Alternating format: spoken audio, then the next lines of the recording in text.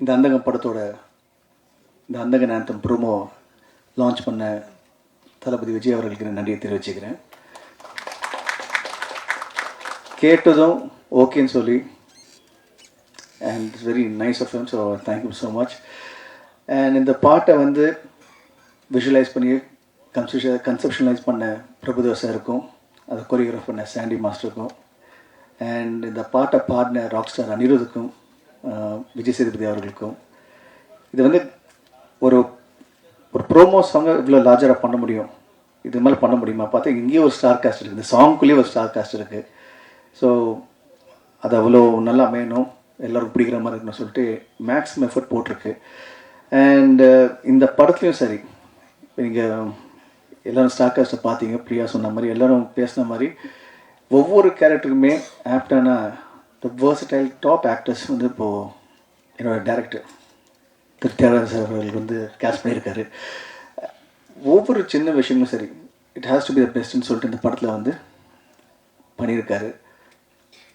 Karthik sir, KS. Ravikumar sir, அப்புறம் சிம்ரன் அவர்கள், பிரியானந்த் அவர்கள் மாதிரி எல்லா ஆக்டர்ஸும், ரவி, அதுக்கப்புறம் Urvashi madam, Samuthirakani sir, Yogi Babu sir, Manobala sir, அதுக்கப்புறம் பூவியார், நகர் Ravi and மோகன்வதியா sir, Bala,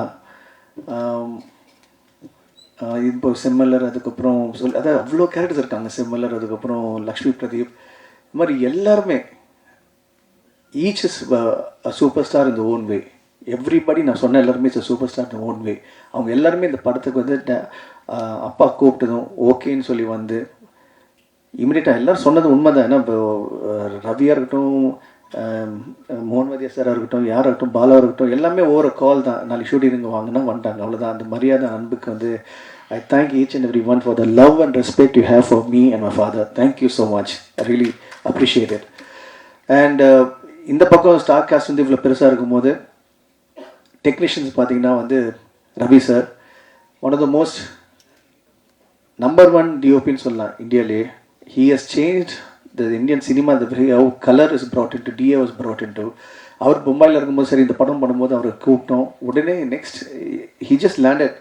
He's like எல்லாருமே family and is just landed and he came and said okay நான் பண்ணுறேன் இருக்கிறேன்னு சொல்லிட்டு he started working with us. ஒவ்வொரு ஃப்ரேமே வந்து சீரியஸாக இந்த படம் இவ்வளோ விஷுவலாக ஸ்டன்னிங்காக இருக்க காரணம்னா அது அவர் தான். And thank you Ravi sir for making this wonderful film and visually ஸ்டன்னிங்காக. யார் பார்த்தாலும் எவ்ரிபடி பார்த்தவங்க எல்லாருமே வந்து படம் வந்து ரொம்ப நல்லா every portion of this movie. நீங்கள் எல்லோரும் சொன்ன மாதிரி த வே அப்பா வந்து he wanted to visualise this, how we wanted to bring it to life, it's way better. படம் ரொம்ப நல்லா அமைஞ்சிருக்கு, நல்லா வந்திருக்கு.